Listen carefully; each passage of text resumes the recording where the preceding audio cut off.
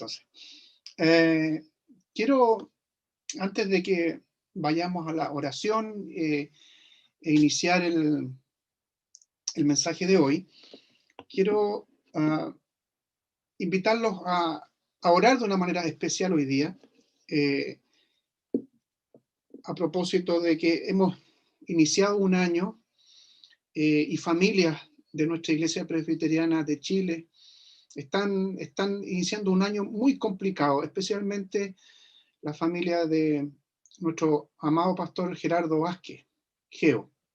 Ayer tuve la ocasión, junto a mi esposa, de poder viajar a Santiago, y viajamos nada más porque tenía que dirigir el culto fúnebre de su esposa, Carolina.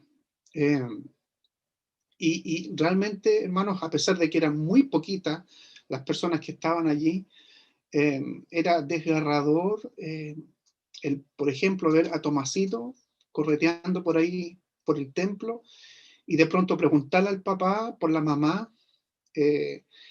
Partía el alma eso. Yo tuve la ocasión de, fuera de abrazar a Geo, de comprometerme con la oración, y yo también quiero comprometerlos a ustedes, hermanos, a estar orando por Gerardo, porque va a ser un tiempo complicado para él de cómo tratar esto con su hijo. Imagínense un niñito que, si es que va a cumplir los 4 años, por ahí tiene que estar en los 3 años y tanto.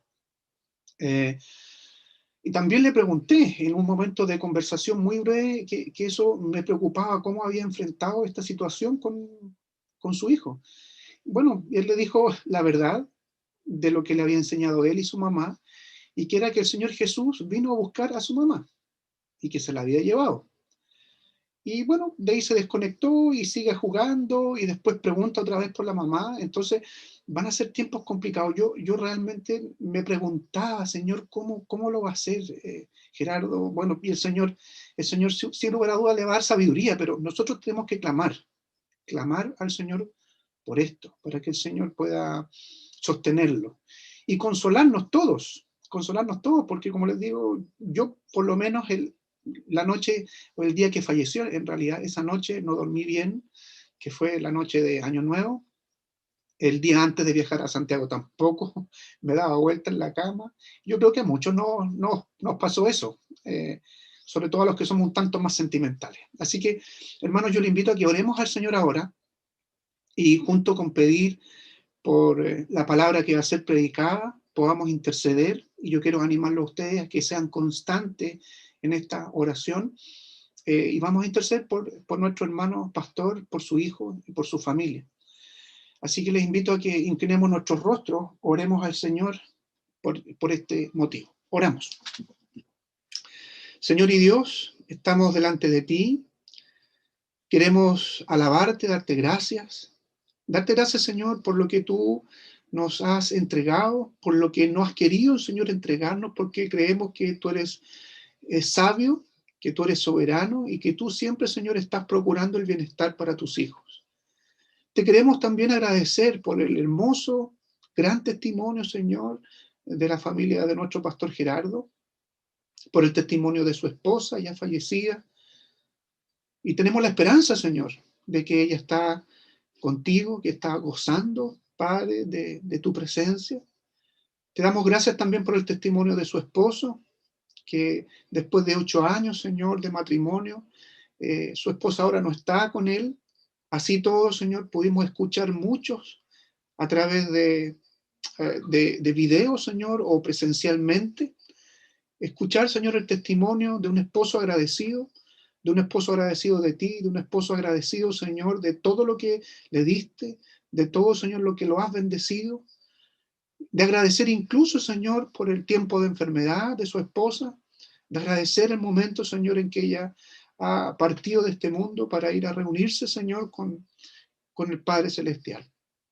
Señor, queremos interceder por su vida, interceder, Señor, por la vida de su hijo, para que tú le des sabiduría a él, Señor, amor, mucho más amor por su hijo, para que lo siga conduciendo en tus caminos, criándolo en disciplina y en amonestación del Señor. de tal manera, Señor, que podamos gozarnos el día de mañana si tú le concedes vida, le concedes salud, de ver también en Tomás un jovencito y después un hombre que te sirve también a ti, Señor. Bendice, Señor, y sosténlo en este tiempo complicado, en este tiempo difícil. Y a nosotros, Señor, motívanos a orar y a interceder también por él. Padre, también te rogamos, ahora que vamos a acudir a tu palabra, que la vamos a leer, vamos a profundizar en ella, que tu Santo Espíritu nos ilumine, que tu Santo Espíritu también, Señor, predisponga nuestro corazón, predisponga, Señor, nuestra vida, estar atentos a tu palabra, que la predicación de ella pueda ser fiel, Señor, y en ese sentido te ruego que tú también me puedas utilizar a mí para ello. Oramos entonces con gratitud en el nombre de Jesús. Amén. Iniciamos, hermanos, un nuevo año. A mí me toca iniciar con el primer mensaje de este año 2021. Vimos la semana recién pasada en el mensaje que predicó Vladimir, nuestro pastor Vladimir, el capítulo 1 de Nehemías.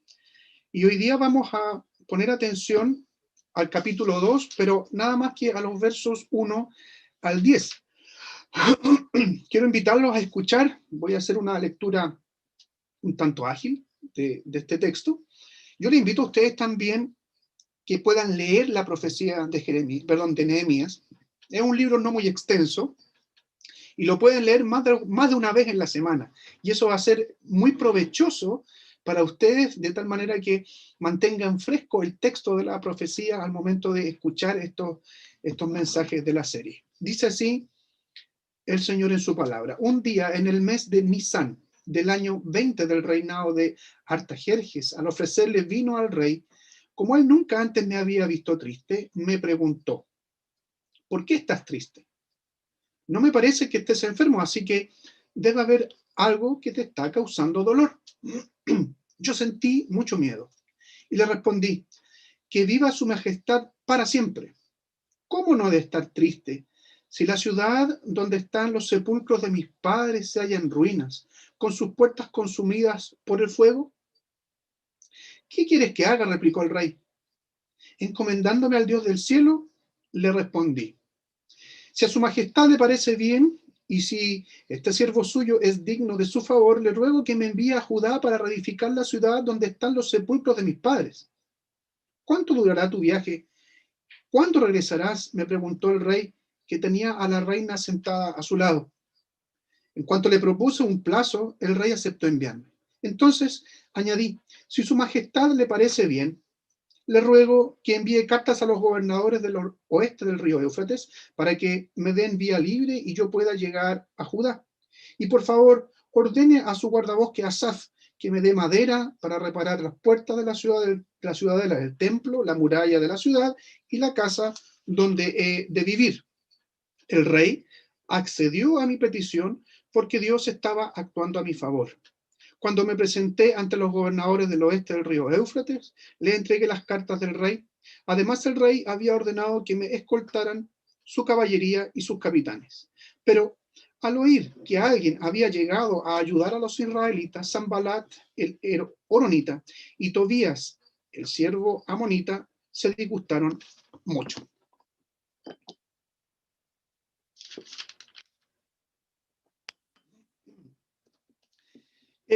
Yo creo que es muy bueno recordar parte de lo que el pastor Vladimir nos enseñó la semana pasada. Y allí nos puede quedar muy claro que Nehemías fue motivado por el Señor a llevar adelante una tarea importante que implica todo un desafío. Y eso es lo que está, digamos, ligado la parte o todo el capítulo 1 con esta parte del capítulo 2. Nehemías ha sido llamado a reconstruir los muros de Jerusalén, pero no fue el primero que fue llamado en este sentido a volver a Jerusalén y comenzar allí a obrar. Se acordó también Vladimir y escuchábamos aquello la semana pasada y nos recordaba que Zorobabel fue uno de los primeros que volvió como líderes a Jerusalén, a trabajar allí. Luego de esto, el profeta Esdras, que fue 80 años después aproximadamente de eso, llegó también con la misión no de los muros, sino que de poder reconstruir el templo, ¿ya? Y 13 años después de eso, 13 años después de Esdras, que son líderes y profetas contemporáneos, aparece Nehemías, o el llamado de Nehemías, que tenía ¿verdad?, el llamado a construir o a reconstruir los muros de Jerusalén. Entonces, en este contexto de estas, podríamos decir, 3 oleadas de israelitas que están volviendo a Judá, nos encontramos con la tarea a la cual ha sido llamado Nehemías. El primer punto que quiero tocar con ustedes en este mensaje, que van a ser 3 puntos, tiene que ver con el silencio. Tiene que ver cuando no escuchamos o no nos escuchan. Yo creo que todos nosotros, en las relaciones que tenemos con las personas, y cuando conversamos, sobre todo cuando tiene que ver con conversaciones serias, con interpelaciones, cuando hay silencio del otro lado, nos ponemos inquietos, al menos. Incluso nos podemos molestar porque podemos llegar a pensar que no están tomando atención a lo que nosotros estamos diciendo. Y como les digo, lo menos que podemos es inquietarnos y ponernos un tanto nerviosos. Pero imagínense ustedes, y yo creo que todos nosotros de alguna u otra manera hemos enfrentado esto, de enfrentarnos al silencio de nuestro Señor, enfrentarnos al silencio de Dios, de clamar al Señor y que el Señor esté en silencio, de que el Señor no responda. Y cuando hemos enfrentado esto, no nos hemos puesto nerviosos, sino que nos ponemos ansiosos, a veces nos deprimimos, no sabemos qué hacer. Y esto sin duda es un problema, y ha sido un problema en nuestra relación con el Señor. ¿Por qué? Porque está denotando algo en nosotros que está fallando. Solamente quiero recordar aquí un par de citas de personas, de hombres, especialmente en la Biblia, que tuvieron este problema, que enfrentaron esta situación. Quiero citar un salmo de David, el Salmo 13, los versos 1 y 2. David exclama así: ¿hasta cuándo, Señor, me seguirás olvidando? ¿Hasta cuándo esconderás de mí tu rostro? ¿Hasta cuándo he de estar angustiado y he de sufrir cada día en mi corazón? Y el profeta Habacuc, que lo escogí de manera muy particular porque son casi calcadas a las expresiones de David. Habacuc capítulo 1, verso 2. ¿Hasta cuándo, Señor, he de pedirte ayuda sin que tú me escuches? ¿Hasta cuándo he de quejarme de la violencia sin que tú nos salves? Encontramos aquí expresiones de hombres de Dios que se vieron desesperados y que se vieron desesperados ante este silencio de Dios, a este silencio del Señor. Pero ¿por qué hablar de silencio aquí? ¿Por qué hablar de silencio en el texto que tenemos delante, en esta profecía de Nehemías, en el relato también que habla de lo que él, cómo él trabajó, cómo él enfrentó este desafío al que había sido llamado? Si nosotros nos damos cuenta entre la noticia que recibe en el capítulo 1, ¿no es cierto? La noticia que recibe Nehemías, esta noticia triste con respecto a lo que estaba sucediendo en Jerusalén, y el inicio del capítulo 2, que dice un día en el mes de Nisán, ¿no es cierto? Ese tiempo transcurrido entre el mes, capítulo 1, voy a leer, en el verso 1, en el mes de Quisleu del año 20, y después inicia el capítulo 2, un día en el mes de Nisán, en el año 20 también, del reinado de Artajerjes. Aquí se nombran 2 meses, y estos 2 meses en el calendario hebreo, aunque Nisán también era un mes que tomaron los hebreos del nombre de los babilonios, en este caso del mes, transcurrían 4 meses. Uno, el mes de Quisleu, era el 9º mes en el calendario.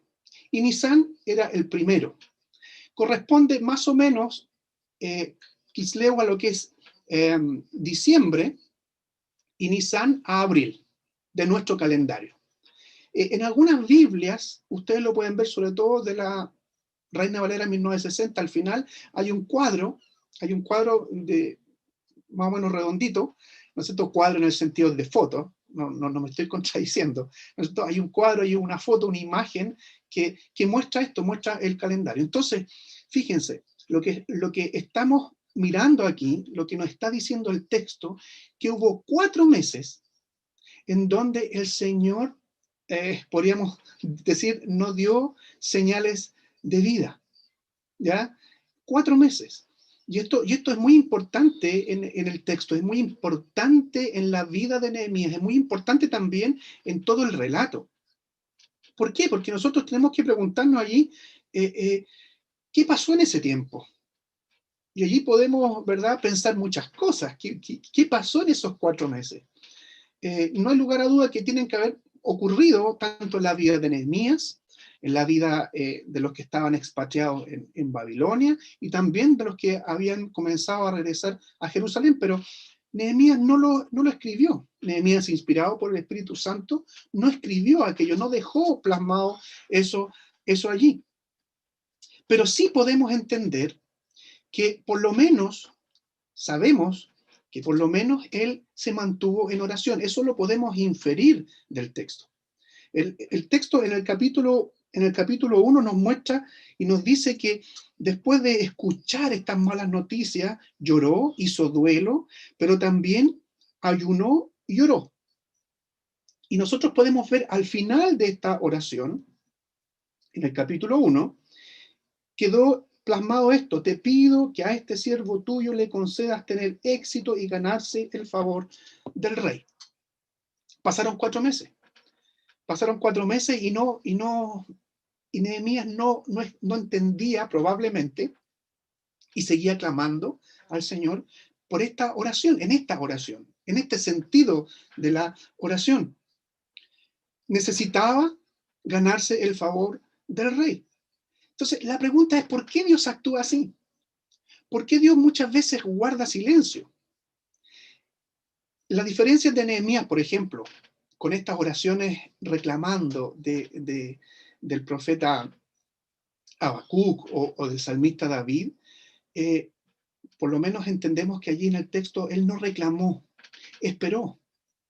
Pero es necesario saber y entender por qué Dios actúa así, por qué Dios guarda silencio. Bueno, las escrituras, hermanos, en las escrituras encontramos de manera muy clara al menos 2 razones. La primera, muchas veces Dios guarda silencio con un motivo de disciplina para sus hijos, en particular y también como pueblo. Fíjense lo que dice Isaías. Isaías, cito Isaías capítulo 1, verso 15 y 16. Cuando levantan sus manos, yo aparto de ustedes mis ojos. Aunque multipliquen sus oraciones, no las escucharé, pues tienen las manos llenas de sangre. Lávense, límpiense, aparten de mi vista sus obras malvadas, dejen de hacer el mal. En el mismo tenor, el profeta Jeremías, en el capítulo 11, verso 14, dice así: pero en cuanto a ti, Jeremías, no intercedas por este pueblo. No me ruegues ni me supliques por ello, porque yo no escucharé cuando clamen a mí por causa de su calamidad. Ahora, hermanos, claramente no era este el caso de Nehemías. El silencio del Señor no era porque quisiera disciplinar o quisiera en este sentido remecer de esta manera a Nehemías.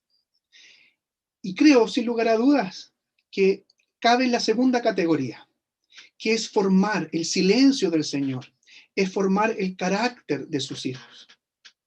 Y el que el Señor forme el carácter con nosotros a través de su silencio no es otra cosa que aprender a poner nuestra confianza solo y exclusivamente en Dios y aprender a ser pacientes y mantenernos en oración. Es lo que aprendió el apóstol Pablo con aquella respuesta y con esa frase, con esa oración tan firme y tan convincente que nosotros estudiamos cuando vimos en la segunda carta del apóstol Pablo, te basta mi gracia. El Señor, sin lugar a dudas, estaba trabajando en la vida del apóstol Pablo y con su carácter. Formar el carácter de sus hijos es parte de lo que Dios hace con su silencio. Es aprender con la ayuda del Espíritu Santo a perseverar en la oración, a esperar que la voluntad de Dios sea hecha. Es lo que hizo, por ejemplo, el Señor con nuestra hermana Carito Hidalgo. Y nosotros podemos ver plasmado eso en sus posteos en Facebook. Cómo ella mostraba que a pesar de todo eso, ella seguía orando. Ella seguía clamando al Señor. Y Gerardo lo decía ayer, Geo, decía, nosotros oramos al Señor. Y una de las oraciones más constantes del Señor fue que el Señor hiciera un milagro en mi esposa y que sanara a mi esposa. Pero el Señor no lo quiso así. Y Él va a seguir orando. Él no va a dejar de orar.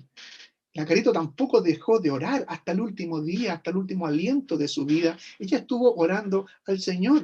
El carácter de ella fue formado a través de muchas veces el silencio, en este caso, en ese tipo de respuesta.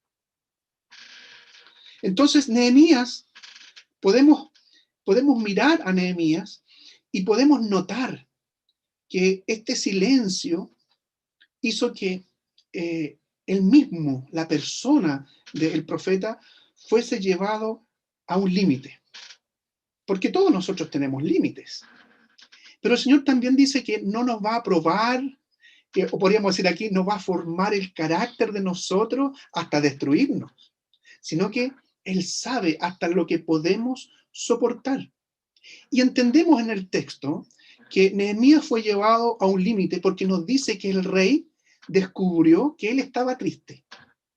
Pero fíjense, pasaron 4 meses, 4 largos meses en donde él estuvo sirviendo al Señor, sirviendo al rey, sin una cara triste. Pero a los 4 meses, en algún momento, en ese día especial, como dice el texto, un día que no nos dice cuál, pero en el mes de Nisan, en el año 20 del reinado de Artajerjes, al ofrecerle el vino en su trabajo, en su labor cotidiana, como él nunca antes me había visto triste, me preguntó.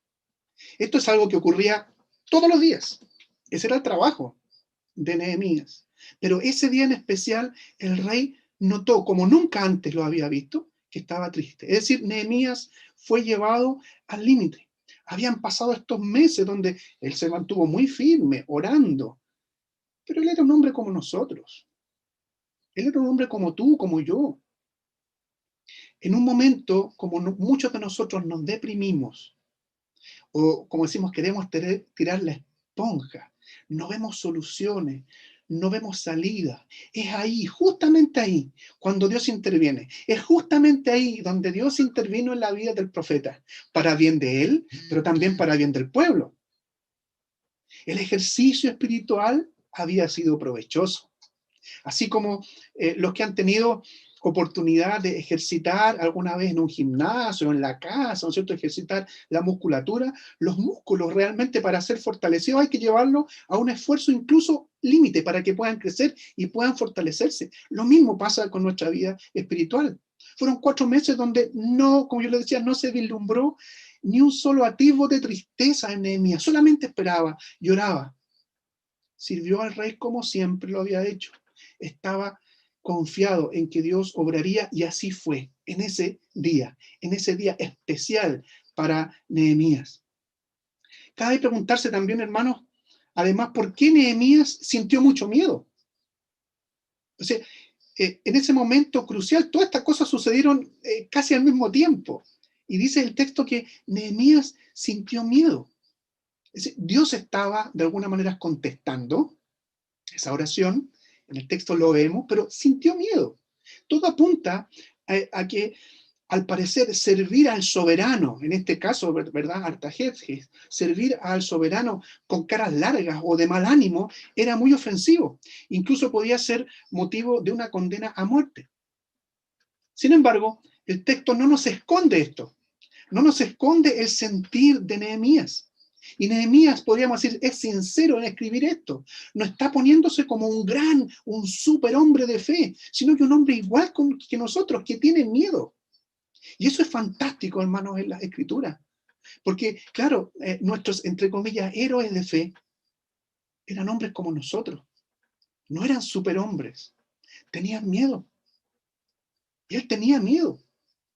Y tenía miedo ¿por qué? Porque pensaba que podían ejecutarlo. Entonces, el Señor nos está entregando aquí algo especial para nosotros también hoy día. ¿Por qué? Porque Nehemías vislumbró en ese momento la oportunidad que Dios le estaba dando. Y nosotros tenemos que aprender también hoy día, después de muchos de nosotros esperar y ser confrontados por el Señor a través de este silencio, poder vislumbrar, poder darnos cuenta cuándo el Señor está respondiendo a eso, cuándo el Señor está abriendo oportunidades. Y aquí Nehemías lo hizo. Entendió que esta era la oportunidad, aquello por lo cual él había orado 4 meses. Ciertamente, hermanos, el Señor nos llama a todos a algo en común. Y eso es que debemos anunciar las maravillas de aquel que nos llamó de las tinieblas a su luz admirable. Pero en particular, el Señor también nos llama a diversas tareas distintas, que tienen el mismo motivo, es decir, alabar, adorar al Señor, dar gloria a Dios, pero tareas distintas. Y así fue con Nehemías y esta titánica tarea de levantar el muro de Jerusalén. Luego que el Señor nos da convicción, luego que el Señor le da esta convicción a Nehemías con respecto a los planes, no nos queda otra cosa que actuar. Nehemías había estado orando. Nosotros podemos y debemos muchas veces enfrentar estas situaciones. Y cuando el Señor abre las oportunidades, no nos queda otra cosa que actuar. ¿Por qué digo esto? ¿O por qué podemos aseverar esto? Porque de no ser así, estaríamos pecando contra el Señor. Estaríamos pecando contra Él. Porque estaríamos haciendo caso omiso a su llamamiento. Y es lo que hace Nehemías. Entiende que el Señor le ha dado el momento preciso. Ese día, en el mes de Nisán, mientras estaba sirviéndole vino al rey, se abrió esa puerta por la cual él estaba clamando. Ha contestado su oración de súplica, que era ganarse el favor del rey. Y aquí pasamos al segundo punto. Y que este segundo punto tiene como subtítulo los planes y la fe. ¿Por qué esto? ¿Por qué este título? Muchas veces, hermanos, en el ámbito canuto, ¿verdad? Confundimos lo que es vivir confiados o esa frase típica, vivir por fe, con no ser previsores y dejar que las cosas pasen.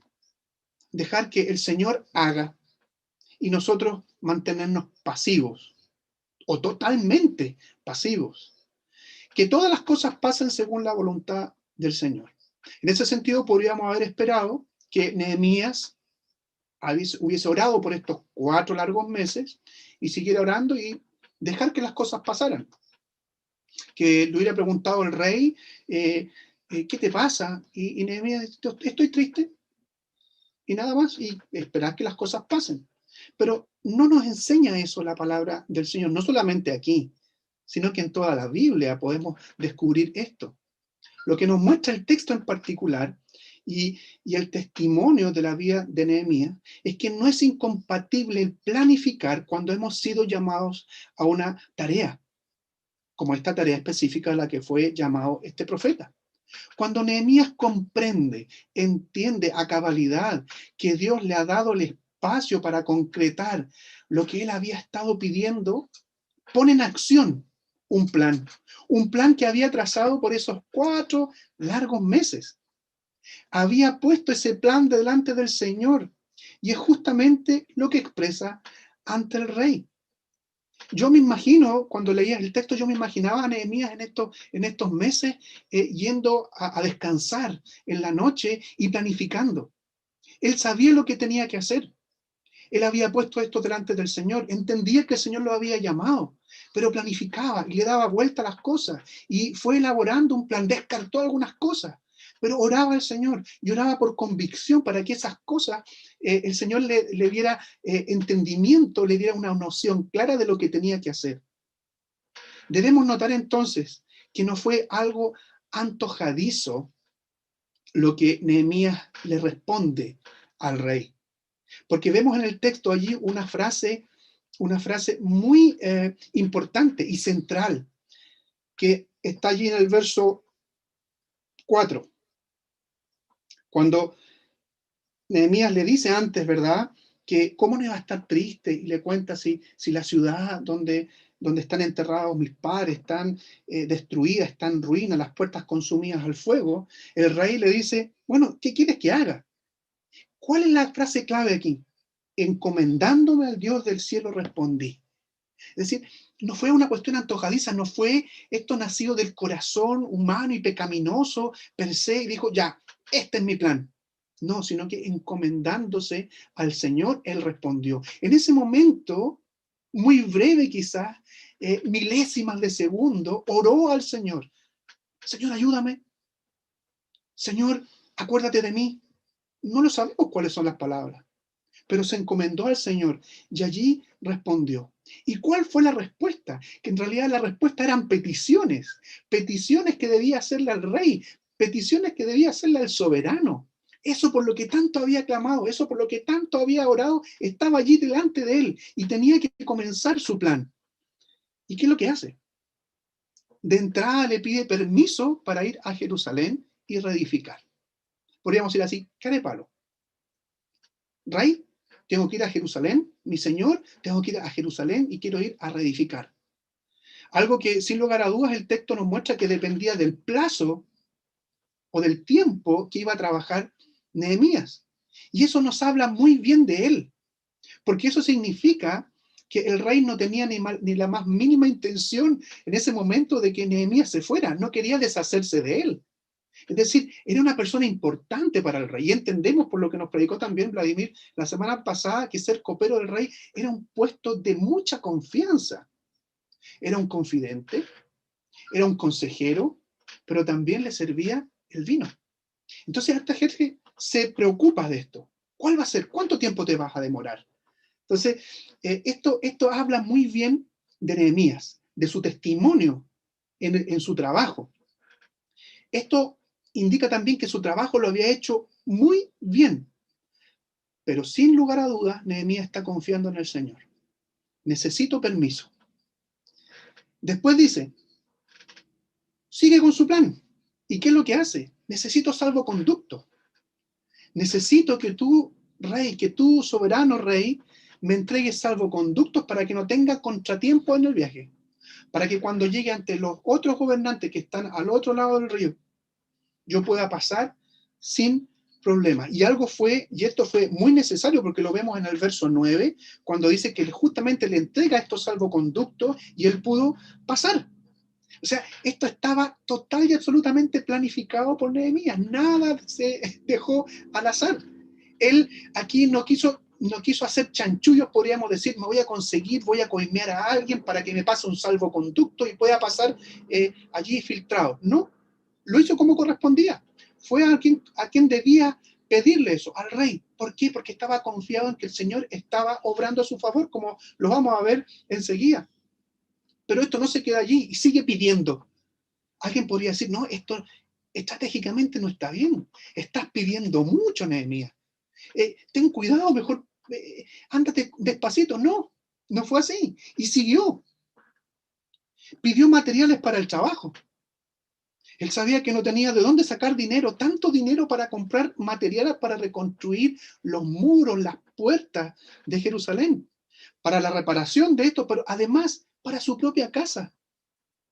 O sea, y esto ya podríamos decir es patúo, pero lo hizo así. Lo hizo porque habían 4 meses de oración, 4 meses en que él estaba esperando este momento especial. Y de Yapa, nos dice el texto, en el verso 9, al final nos dice que el rey le entregó escoltas además. O sea, se fue escoltado para que llegara con toda la seguridad a realizar su tarea. Es decir, hermanos amados, nada, nada. Y aquí podemos ver que no hay de vivir por fe y dejar que las cosas pasen y nosotros sentarnos allí para que Dios haga. Sí, Dios hace al final.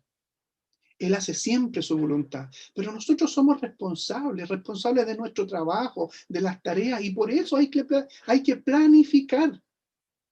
Y una de las cosas que nosotros a propósito de esto vamos a entender en la vida de la iglesia va a ser el próximo domingo cuando tengamos la asamblea en donde se van a presentar informes de los trabajos y de la planificación.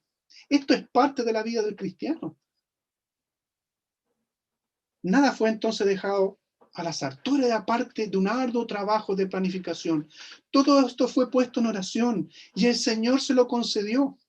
El Señor se lo concedió porque no era algo para satisfacer caprichos personales, caprichos de la vida de Nehemías, sino porque Nehemías entendía que necesitaba de esto, necesitaba de la ayuda del Señor, necesitaba de ese día específico que se abrieran las puertas para llevar a cabo esta tarea. Era muy necesario que esto se llevara a cabo así. Ahora la pregunta, antes de pasar al último punto, ¿fue la valentía, fue este arrojo de Nehemías lo fundamental en esto, lo fundamental en este episodio? Claramente su actitud tenía fundamento en la fe, pero lo fundamental es lo que encontramos expresado al final del verso 8. El rey accedió a mi petición porque Dios estaba actuando a mi favor. Eso es lo fundamental aquí. Cuando nosotros tenemos convicción de esto, convicción de que Dios está actuando a nuestro favor, las demás cosas, si bien son importantes, no son las más importantes, sino que es esta. Es esta. Y aquí cabe mencionar lo que el Señor nos dice en Proverbios 21:1, y que claramente se estaba cumpliendo las circunstancias que vivía Nehemías.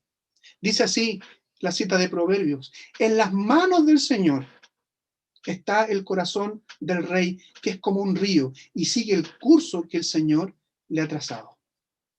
El Señor estaba actuando al favor de Nehemías porque estaba inclinando el corazón del rey a favor del plan de Dios, en donde Nehemías era el instrumento.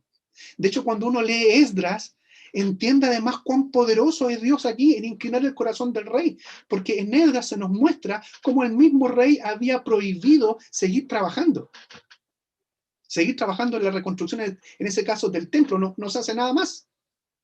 Y aquí el rey cambia su mentalidad, y no es que la cambie él, sino que Dios usa, y Dios usa a un pagano para ir en favor de su hijo en particular, pero también en favor de todo su pueblo. Y pasamos al último punto. Cuando se trabaja por el Señor y para el Señor, cuando buscamos la honra del Señor, cuando buscamos extender su reino, cuando Nehemías quería, porque había sido llamado por el Señor para eso, reconstruir los muros, en realidad reconstruir casi la ciudad, siempre va a aparecer oposición. Y esto no son las cosas que nos gustan. Siempre, hermanos, vamos a tener oposición. Cuando quieras hacer la voluntad del Señor, cuando quieras ser obediente al Señor, siempre vas a encontrar oposición. Y la oposición va a ser no a la obra tuya, sino que a la obra de Dios a través tuyo.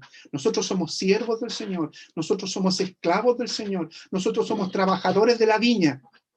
Y sí, vamos a encontrar oposición a la obra de Dios. Que las puertas del Hades no prevalezcan contra la iglesia no significa que los planes del Señor no tendrán oposición. Dice que no van a prevalecer, es decir, no van a triunfar sobre la iglesia, pero va a haber oposición. El enemigo siempre se va a encargar de enturbiar el agua que tú vas a beber. Siempre. El enemigo se va a encargar de poner tropiezos a sus hijos que se esfuerzan por el trabajo en el reino. Incluso, como vimos en los mensajes de Adviento, va a querer destruir la vida de sus hijos. Lo intentó con el mismo Mesías, a sus cortos 2 años de edad. ¿Qué mayor oposición al avance del reino? Y nosotros también vamos a experimentar oposición. Nehemías comenzó a enfrentar la oposición apenas llegó a Jerusalén. Apenas se escucharon noticias de que los israelitas iban a ser ayudados, comenzó la oposición. Y el texto aquí nos deja de manera, o plasma el texto, deja los nombres de estas personas que comenzaron a oponerse a la obra del Señor a través de Nehemías. Estos antagonistas, Sanbalat y Tobías. Hermanos, ¿qué hacer ante la oposición? Es perseverar. Perseverar desde antes que exista la oposición, durante la oposición y después. Así que en estos 3 puntos, hermanos, vemos de alguna manera reflejada la vida de todos nosotros, la vida de cada cristiano, la vida de cada comunidad, la vida de cada iglesia. Y aquí pasamos a última parte de este mensaje, que son cuestiones para meditar y para practicar. Lo primero es, ¿a qué tarea en especial te ha llamado el Señor? ¿A qué ministerio te está llamando el Señor? ¿O te ha llamado ya? El Señor te ha equipado. El Señor te ha adornado con dones para realizar tareas específicas. Te ha capacitado para eso, así como lo hizo con Nehemías.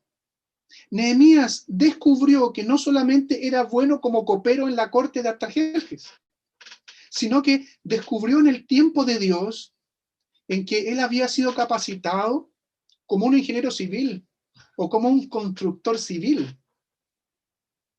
Además descubrió que había sido capacitado, y lo vemos más adelante en la profecía de Nehemías, que él podía y debía servir también como gobernador allí en esa provincia. ¿A qué te ha llamado el Señor entonces? Y yo te invito a que medites en esto, porque todos, en este sentido, todos hemos sido llamados a algún ministerio.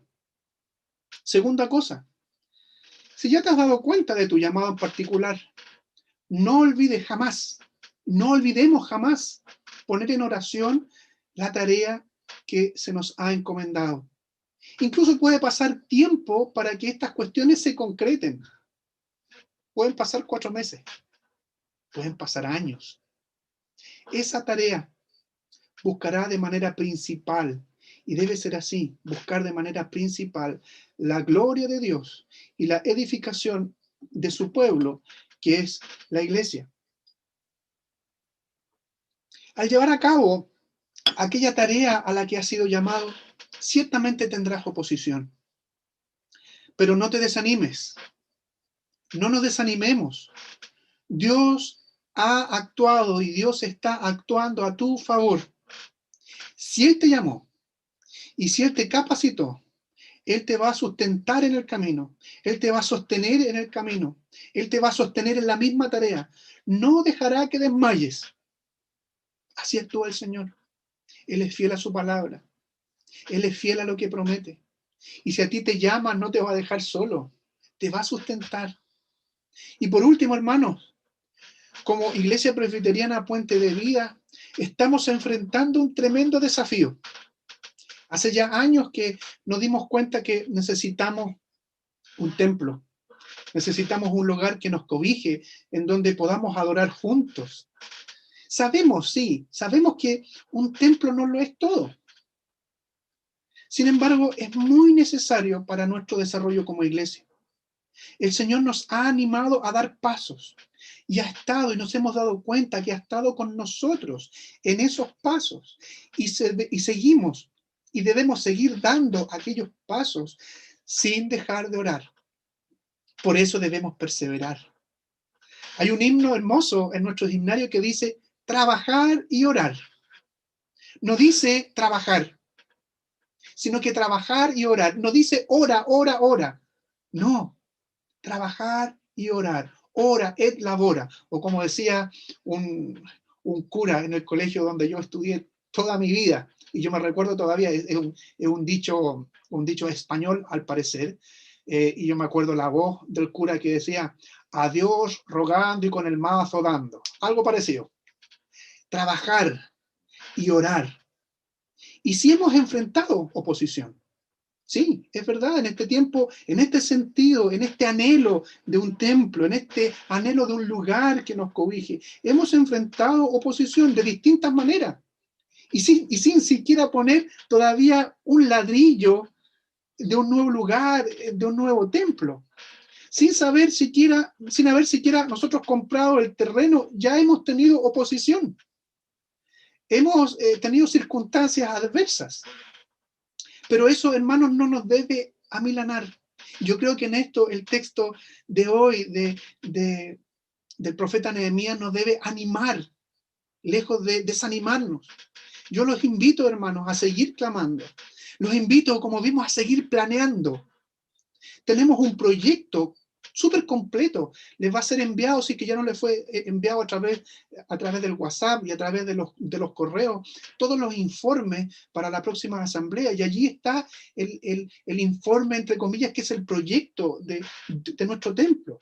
Es decir, en ese sentido, nada ha sido dejado al azar. Sin querer queriendo hemos imitado en este sentido, y gracias a Dios por eso, hemos imitado a Nehemías, hemos planeado. Hemos tenido sobre todo algunos hermanos en particular que le pegan a esta cuestión de los planos, y como el hermano Cristian y otros hermanos que estuvieron trabajando, quizás han sido como Nehemías en ese sentido, han soñado y saben y entienden que el Señor los ha llamado a esto. Y ahí está, y ustedes lo van a poder ver. Es un proyecto completísimo. No se ha dejado nada al azar. Pero también sabemos que el Señor, en su tiempo, así como lo hizo con Nehemías, nos abrirá la puerta para llevar a cabo esta tarea. Y en esto, hermanos, que el Señor nos ayude. En esto y en cada llamado particular, que el Señor nos ayude, que el Señor nos sostenga, que el Señor nos fortalezca. Amén. Oremos. Señor y Dios, te damos gracias por tu palabra. Tu palabra, Señor, que nos confronta, tu palabra también que nos alienta.